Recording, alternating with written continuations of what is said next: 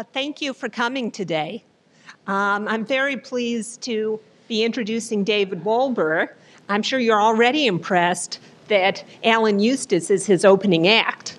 And, here's the real show.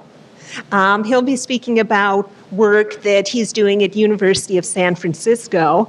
I know him from my other life as a computer science professor, and the wonderful work he does in education and encouraging girls to go into computer science. And I'm delighted to share this opportunity with you about finding out about his research.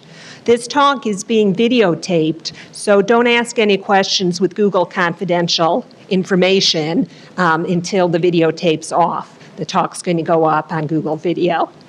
So, thank you. Can you hear me okay?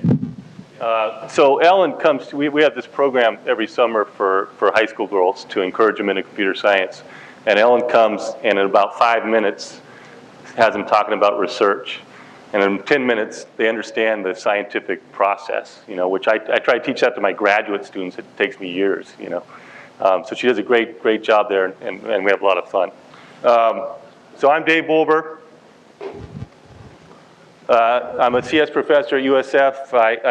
I've been trying to finish my MFA in creative writing over there. I started it about 7 years ago, but I had a son about 5 years ago. And I became the department chair about 3-4 years ago, and pretty much haven't written for those years. But one of my goals is to not be a computer scientist and be a writer. So we'll see what happens there. My other project is called who'sfundingwhom.org. So I'm real interested in political software. And the San Francisco Ethics Commission came to USF and said, hey, we need some help getting our data up so people can use it.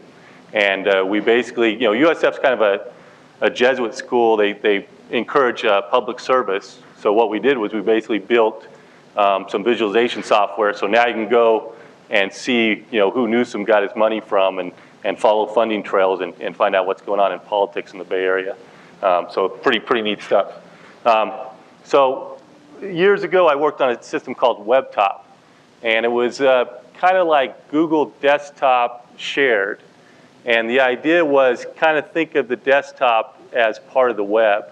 So we kind of analyzed the links within the desktop, did an index, of course, and then we kind of gave a tree view, a file manager, which had no boundaries between files and the web, and let people kind of go through inward or outward links or directory links, and kind of got rid of the distinction between different kinds of links. And that project was fun and got about 95% done.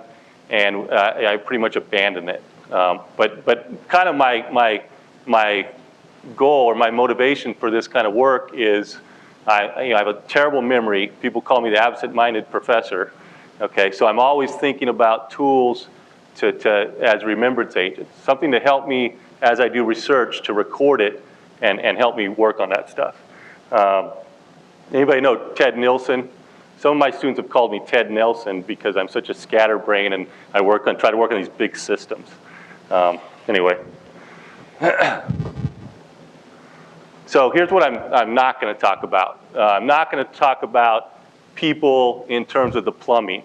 Okay, I think a lot of times we can get caught up in FOAF or XFN or RDF, Semantic Web. And we get caught up in what kind of file formats we're going to use to transfer things around the web.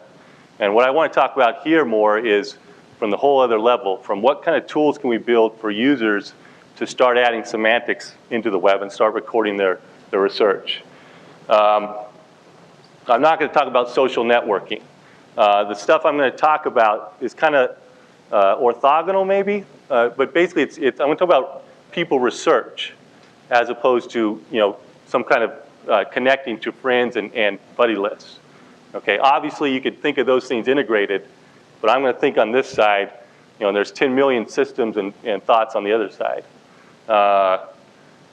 And finally, a research system, but not a research system. So I don't know what the hell I was talking about there. Sorry. Okay, so what am I going to talk about? People research. So people as data, I want to talk about, and people beyond buddies. So getting past the social network angle. And I want to think of people as first-class objects on the web. So I think documents kind of rule the web right now. And I want to kind of think of documents and people on the same level, give them a little more credence. And I also am going to talk about kind of an aggregate virtual identity. So what's it mean, what is Ellen Spertus on the web? What's the collection of all things that make up Ellen Spertus? Finally, I want you to think in terms of people as not the same as users. Okay, in most systems, social networking systems and others, the only people that exist are the users on that system. And finally, I'm going to show you the system it's a prototype I'm building called Peoplicious. Okay, so here's my short history of the web. First, a bunch of sites scattered all over. Then the Yahoo guys built their first, the first directory, bringing order through a hierarchical structure. Then we got search engines, PageRank, of course, in big bold letters. And then, just a few years ago, finally we started seeing some users re-engineering the web. And Delicious was a big popular system. How many people use Delicious? Okay, so Delicious is social bookmarking. And it was kind of one of the first systems that really got people to add annotations and semantics to the web, and adding categories. Social networking, of course, is taken off. And then what I see is kind of the next step is people as first-class objects, whatever that means. And then maybe we're going to have some people's directories. And kind of as a joke, I said, David's people directory. No, it's going to be everyone's people directories. And I think it's going to be more than one people directory. There's going to be a lot of people directories. And I think it's going to be much flatter than Yahoo's document directory. And of course, user generated. So that's kind of some context for what I'm talking about. So here's the big sell. We all Google people every day, right? We go and search for a person, put their name in, we get a bunch of links, and we filter. And a lot of times it's a lot of work to do that filtering. Even with David Wolber, there's a bunch of other David Wolbers. And even if there wasn't, even if my name was completely unique, you still get a bunch of junk links in there. So everybody searches, finds the links, filters, keeps them on their desktop, maybe sends an email out or creates a document which is about that person they're researching, but they don't save that information anywhere. Okay, so I like to call it purposelessly private data. I don't like to say it, but I like to call it that. Okay, and the idea is people have a lot of stuff on their desktops that they'd like to share, they won't mind sharing, but they don't. Okay, and let's try to get some of that out where people can take advantage of it. So people are second-class citizens on the web. Whenever you go look at a document, there's people involved, but you can't see them. They're not around. The author, the people referred to in the document, you don't know anything about those people. They're text. That's all you got. That's starting to change. Finally, let's say we're trying to put the old library system online. Well, we've got a great topic catalog. Well, we've got Google search for our main catalog, but when you're talking about associative data and user data, Delicious and social bookmarks have given us a topic catalog, but we really don't have an author catalog or a referred to catalog. Here's a person, what documents do they exist in and what documents did they create? There's nowhere to go right now to get that information. So, where's the people in software? So search, you can search and you can search for people, but there's no people that come up, right? And of course there's yellow page search, and you're starting to see people searches around. Delicious, when you go to Delicious, there are people there, but they're users. And they have usernames, and that's it. And what you can do is go to that username and see all the links that person has inserted in the system. Okay, so you're starting to get a user which is a little more than just a user, but has some data, but not much. What I would love is to go to Delicious and see this person has tagged this item and be able to go somewhere that says, oh, that person works at North Carolina State, and here's their software they worked on, here's their blog, et cetera. Right? I don't want to have to dig for that information myself. I continually go to Delicious, see this user, and then try to find out who that person is. Because if I like their links, I'm going to want to know more about them and what projects they're working on. All right, so social networks, people are certainly there. Profile info feeds, a lot of social networks. I haven't gone into Orchid. They're starting to let you say, okay, these are my blog feeds, this is my Delicious feed, and we're starting to get more information for each person. What you don't have, people are still just the users. And this is built into the system for a purpose. For instance, Orchid, you can only join by invitation only. And the idea is let's somehow keep it restricted so we don't get a bunch of noise into the system. Okay, and that's a good idea for social networking. But what about just people research? What about if you want to do research on people that are not users? 99.99% of the world, right? That's the idea. Wikipedia, of course, is probably the best example of where you can add data about people to a system. So anyway, we'll talk more about Wikipedia later. Finally, one more motivating factor. Semantic Web, wonderful, great, but we're not going too far. And what I want to see is semantic markup in a real simple manner. Who's the author of a page, who's referred to, and be able to come up with this collection of documents about a person. We kind of need to make this bridge right here between people and documents, and it's not there. And this is not rocket science, right? I think it's real easy to get caught up in the details of RDF and trying to say, let's come up with some system that can read semantic data and figure out when you should schedule your dental appointment next week, right? I say let's not worry about that right now. Right now, let's get some of this basic data into our system so people can use it to find stuff.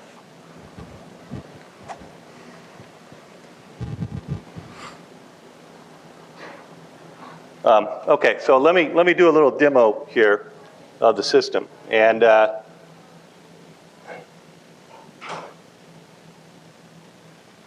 so here's someone's blog, and the idea is, as you're browsing, as you're finding things, if you find someone's blog, one thing you can do is say, okay, let's kind of personify that blog. Let's add whoever the person behind the blog.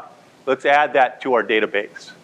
Okay, so I've got a couple bookmarklets set up for the system, and I can say, okay, let's add a techie. And what Peoplicious does is it goes out to Technorati, and it tries to grab as much information as it can from Technorati. How many people claim a blog at Technorati? Okay. Anyway, Technorati, you can go there. Dave Wolber can go to Technorati and claim his own blog. Okay, but I can't go there and say, this is Joe Smith's blog, right? Just like kind of with social networks, it's restricted to the user talking about himself. Okay, so anyway, if it's there, Peoplicious will go out and grab the data. So it'll grab his RSS feed, grab his first and last name, grab an image. Most of the time it's not there. Not too many blogs are claimed. Okay, but a lot of people, if they want to get traffic or whatnot, they'll go to Technorati and kind of set this up.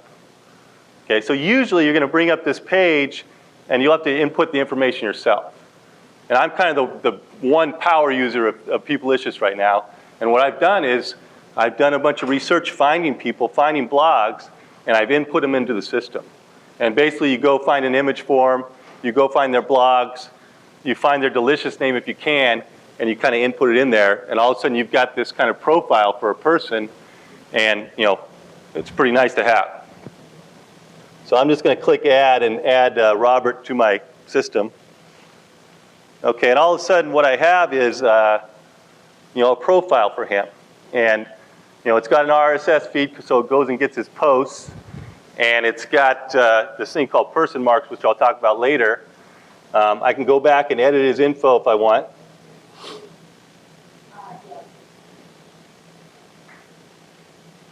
Okay, and the other thing I can do then is I can add this guy to lists.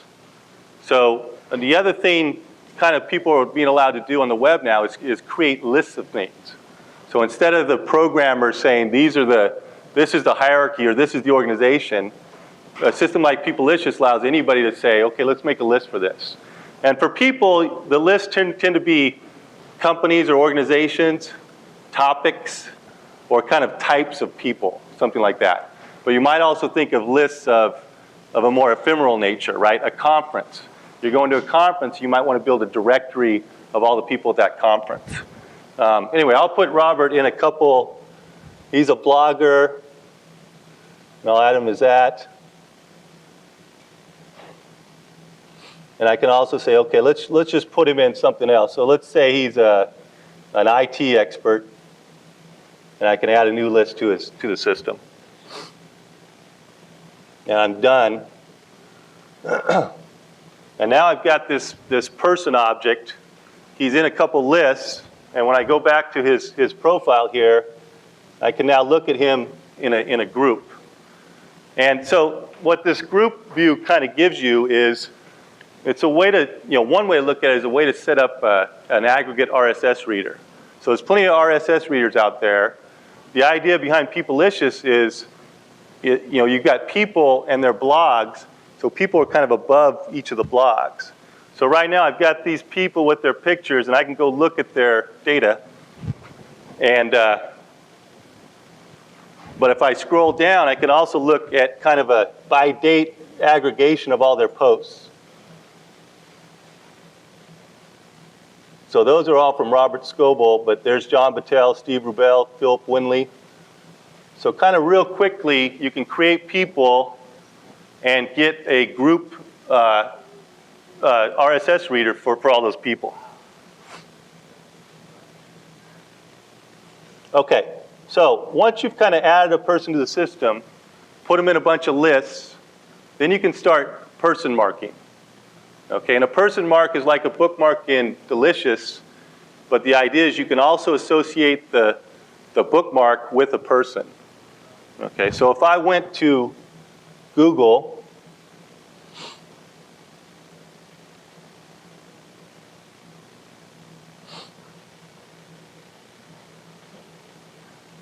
and I said, let's search for Ellen Spertus. Is that okay, Ellen?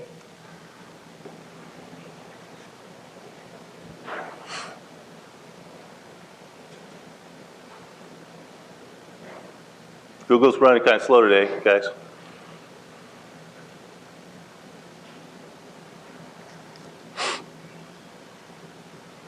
Okay, and I can go say, let's find a page for Ellen. And I've already got Ellen's blog and whatnot in here, but here's a page I might like. And I think this is a page about Ellen's work with encouraging women into computer science. And so I've got this other bookmarklet up here, or people marklet. And what I can do is, okay, let's add this document to our system. And it, just like with Delicious, it throws in the URL and the title. And then I added a couple extra things for semantics. You can kind of say the type of the object, and then you can also say what the association is. And usually the association is going to be about or authored by. In this case, I think it's an article, and it's about Ellen. Authored by, okay, thank you. And you can type in any kind of association you want, or choose one that's been in there already. Let's see. So now I can add this person mark to the system, and then it brings Ellen up, and if I look at the person marks, she's got a few things in here. So it's kind of like, okay, we've got this person, and we've got this RSS reader to look at all their blogs and their Delicious posts. But we've got this other part of the web, which is not a blog, but it's just web pages, and they're all scattered about Ellen. Let's take all people's Googling work about Ellen and let them share it and say, these are the documents that matter. And so let's person mark them under her. And then what you kind of end up having is, in some sense, it's two things. One is, this is what Ellen has written about or posted, and person marks are stuff about Ellen. Now that's not exactly true, because person marks are either stuff about Ellen that people have put in, or stuff written by Ellen that people have put in, and it might be Ellen herself that put it in. So really the division is, here's kind of post stuff, blogs and bookmarks. And here's web stuff that's not one of those, but we still want to collect it under her. So you kind of get a combination of Delicious and blog reader, in some sense, connected under a person, is the idea.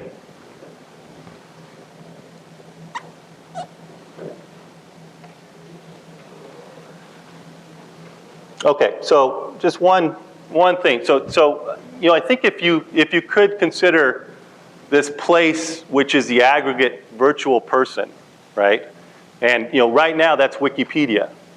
But if you have that, then you've got a URL, hopefully a simple URL, which you can use in blogs to refer to the person. So instead of having all these blog entries or web pages with Ellen Spertus's text, you can have a link which takes you to Ellen Spertus with all her information.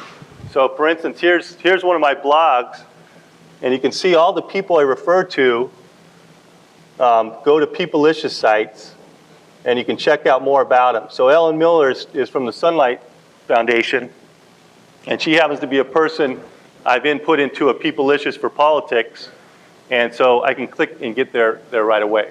So kind of we're getting this sense of, here's a web with links to people as opposed to just text names.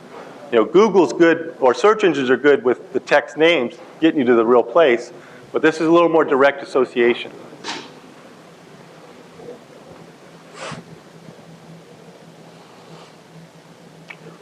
Okay, so a couple things about Delicious. The key, I think, about Delicious is they made it under some kind of threshold. People have been working on trying to get users to add semantics to the web for a long time. And what they did with their bookmarklet, and now they have some extensions in Firefox and IE, they made it a one-click process. Okay, and the funny thing is, when you're browsing and searching, you have very limited endurance for stopping, right? It's kind of like when you're reading a book and you read a great passage, you want to write it down and remember it later, but you never do, right? People don't like to stop their process. So making it real easy to do is key. And with Peoplicious, with those bookmarks, it's the same idea. You're not going to stop and go to Wikipedia and add some stuff into Wikipedia, but you might click that link and say, save this under Dave Wolber, right?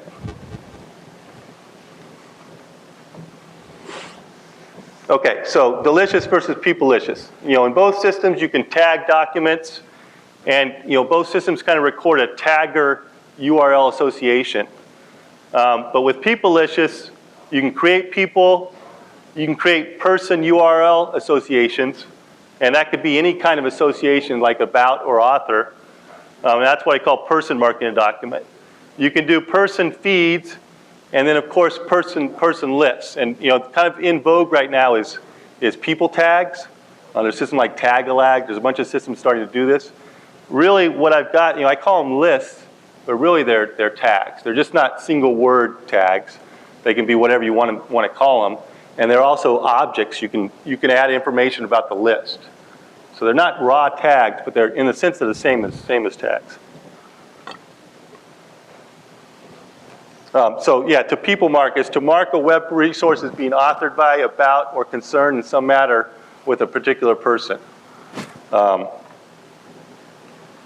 Okay, so what else do we need to do? Well, you're starting to see this in some social networking systems, but even with Delicious, it's noisy. The whole world posts there, right? And I think the trend is let's start breaking this down, and let's let people build smaller communities, which have the same software.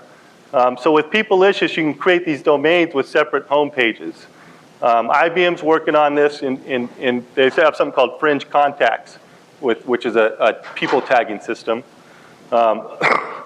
One idea, which I haven't done, is allow users to define domains. By domains, I mean pretty much a whole new site. So a user could come to Peoplicious and say, you know what? I want a site for my conference I'm building, set it up. And it would automatically set it up. Right now, I have to go in the database and make 3 changes, and I can add a new domain. I'll show you a couple of those later. One system that does this is called People Aggregator. And People Aggregator is a social networking meta site. Okay, and they basically let a user go and say, set me up this new social network site about, for these people, and go get the data from these other social network sites. So People Aggregator is kind of a, let's let people set up domains within social networking, and Peoplicious is trying to do the same thing.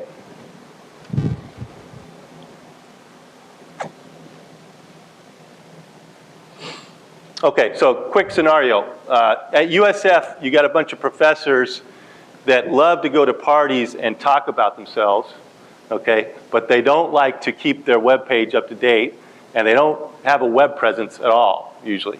As you get younger and younger, it gets better and better, okay? So the dean sends out emails every once in a while saying, oh, this person's doing some cool stuff.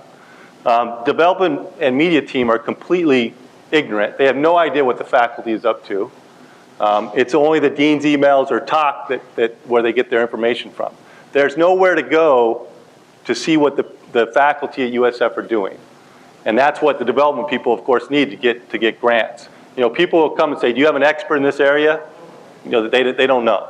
So we're going to build a Peoplicious for USF.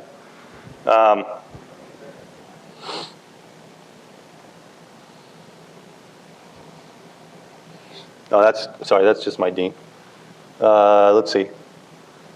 So here's the homepage for Peoplicious, or for the people of USF.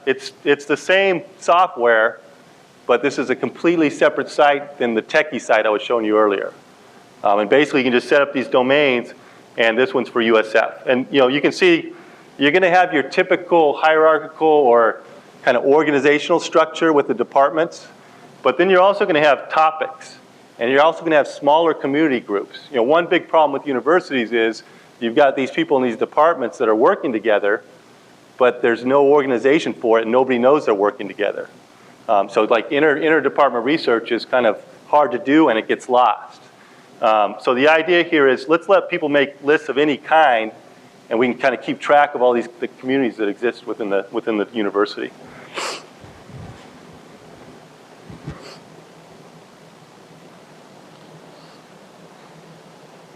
Well, I won't go through the website, but you guys have probably seen websites like this. If you go to usfca.com or .edu, it takes you 9 links to find a professor, okay? And even myself, who've been there a number of times, it took me like 10 minutes yesterday to find my web page from the USF site.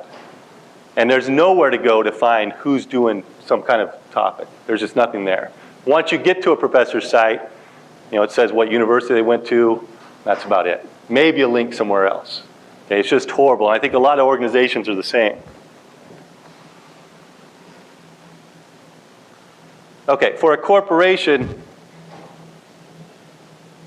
oops. So I made one for Google, and this is kind of interesting. Corporations may not be so happy about such a thing. Their employees are, their value. Okay, so this is a question of transparency versus privacy, and the fact that we're allowing people to add persons and data about others and not just themselves, kind of opens up this big question. Now, certainly it would be of value to people to be able to go to a site which is a directory of all Google or Yahoo employees, including what they're working on and what kind of relationships.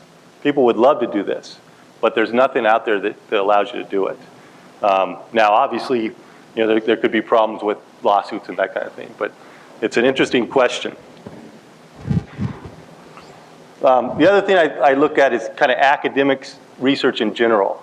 There is nowhere to go right now to say, what's the landscape like in computer science? What professors are working on what in computer science? There's nothing.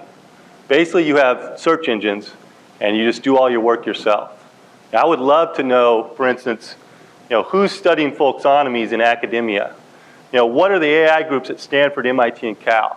I can go find that stuff, right? I can go to their websites and figure it out, but it's going to take me a long time, and I'm going to keep that information to myself.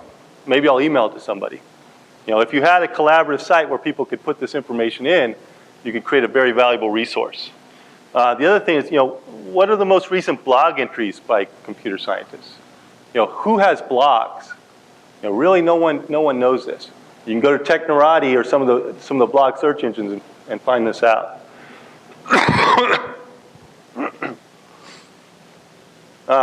Just another thing about the research process. Here's how I do research.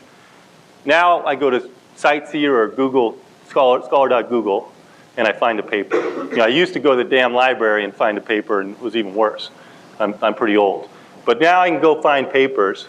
But when I go to those places, I get the paper, I get the author names, and that's it. There's no link to get the authors. Those authors are just text, right? So I would love to have people as part of Google Scholar, because all I do always is find the paper, or if it's not available, I go to the author's site so I can get the preprint, the PDF, that they're allowed to put on their website. But what I want to do is go find other projects they're working on, other people they're working with, and do that stuff. I do that all the time, but there's no tool to kind of help me with it. I already talked kind of about a conference directory, but it's kind of an example of an ephemeral directory. And the other one we're working on is this idea of, ever since Dean started his campaign, so many years ago, there's a bunch of political websites, and every politician now has a blog or a web page, and there's information, obviously, about politicians from news reports. But it's scattered. It's all over the web. There's no way to find out, for instance, all the people running for governor, what they're up to. Okay, so I built this political site.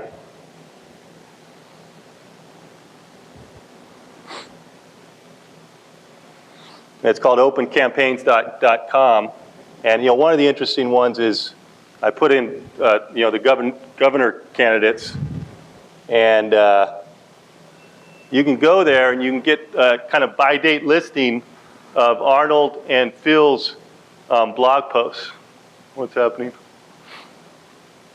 But it's very interesting to be able to build these lists of candidates for some election and be able to see what they're talking about in one place instead of having to go find it yourself. And it's real quick and easy to build these.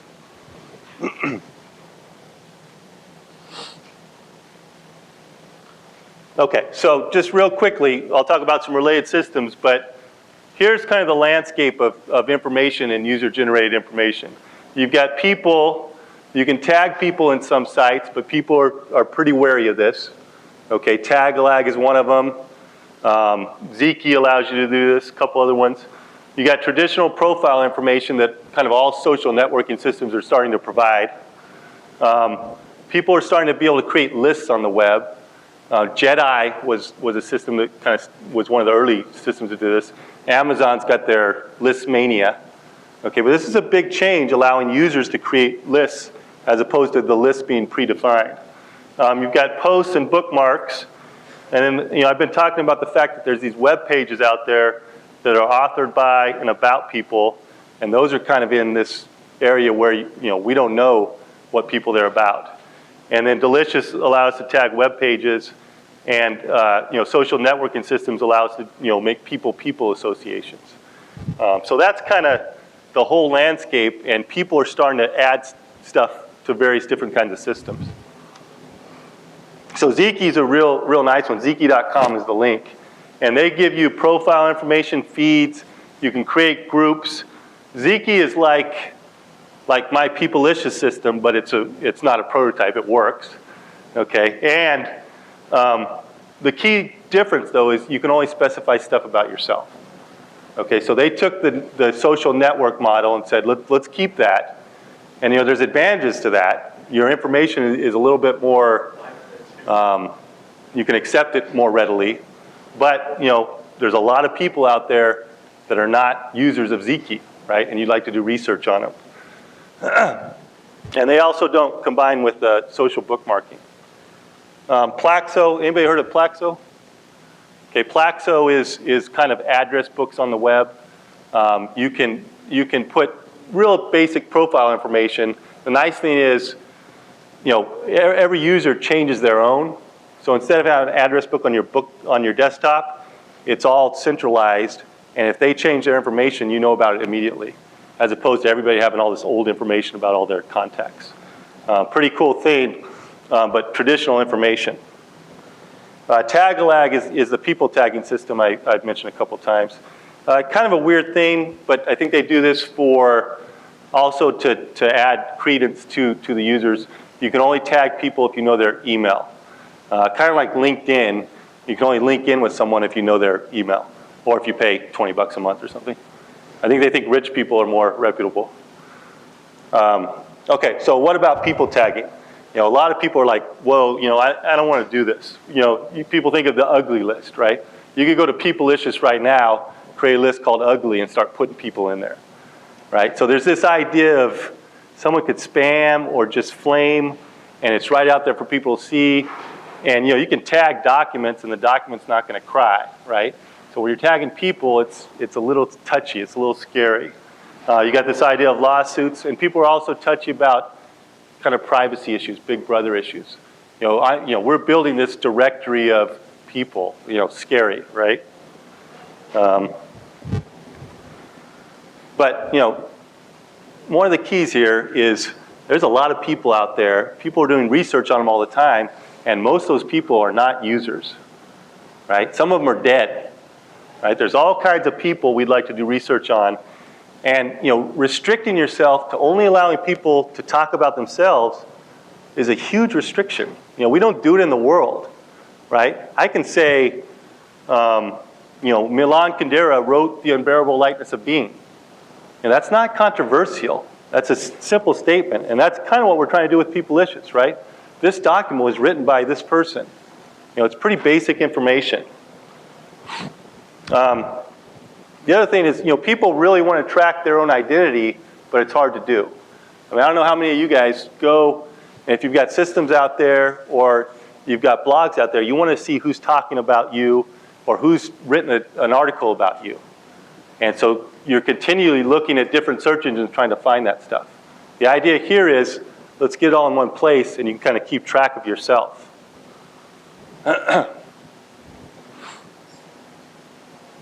Okay, so mitigating factors. One, I think the big place this stuff's going to work is within the enterprise, right? Let's keep it within a domain.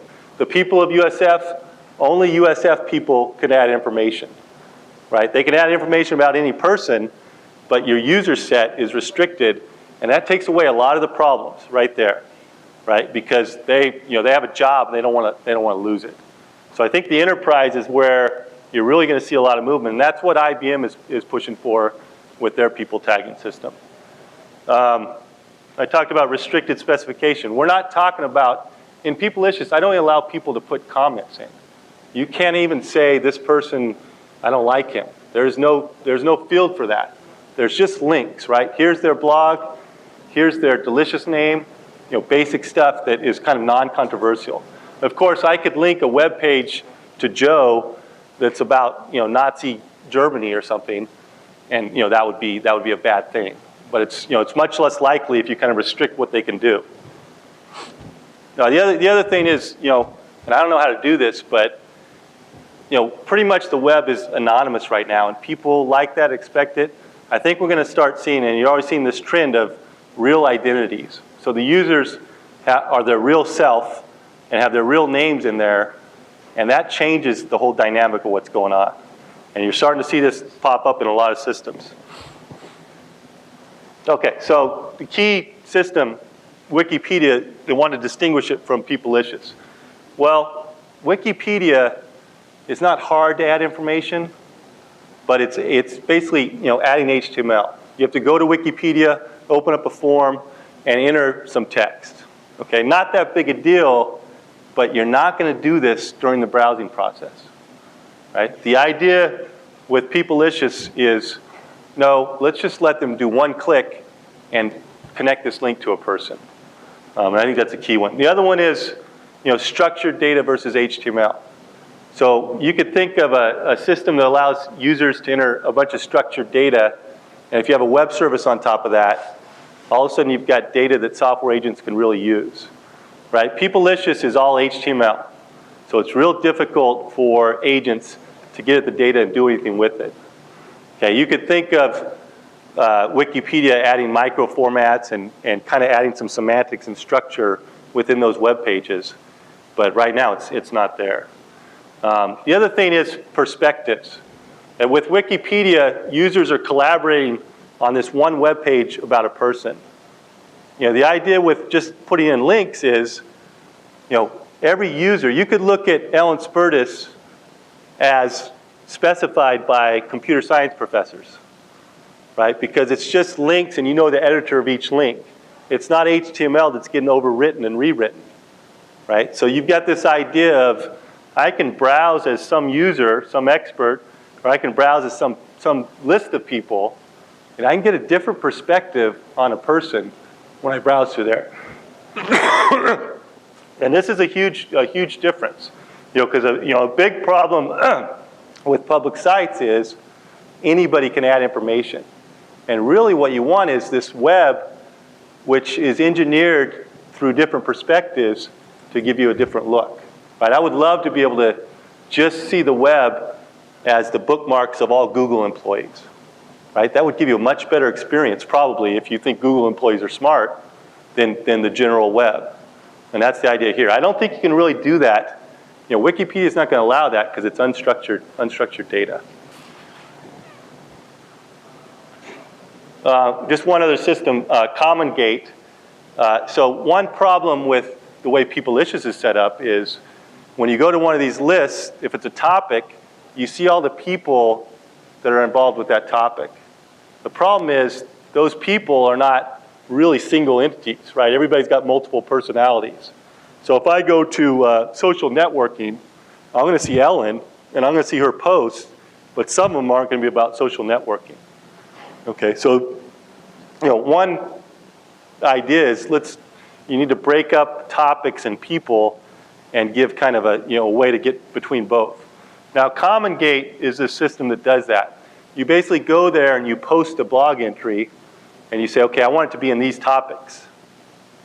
Okay, it also gets filed under you and any of the groups you're in, but you basically got a way to say, okay, let's go to that topic and see all the entries for that, and then let's go see this person and see all their entries.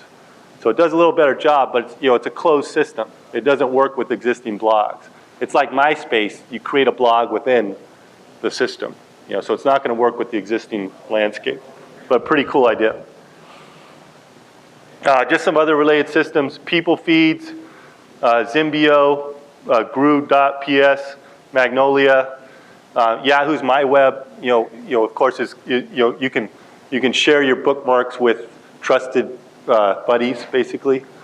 And there's millions of others. This, definitely, as you guys know, the social networking arena is full. There's all kinds of systems coming out. And, I think you're also seeing a lot of people systems. Okay, couple issues. One is the UI challenge. And I think, this is not real exciting stuff, but this is the key to actually getting people to add semantics to the web. You've got to make it real easy. Could it be integrated with search? Ellen and I were talking a little bit about, as Google search results come up, it'd be nice to be able to say check, check, check, boom, right? But you have to be, part of the search engine for that.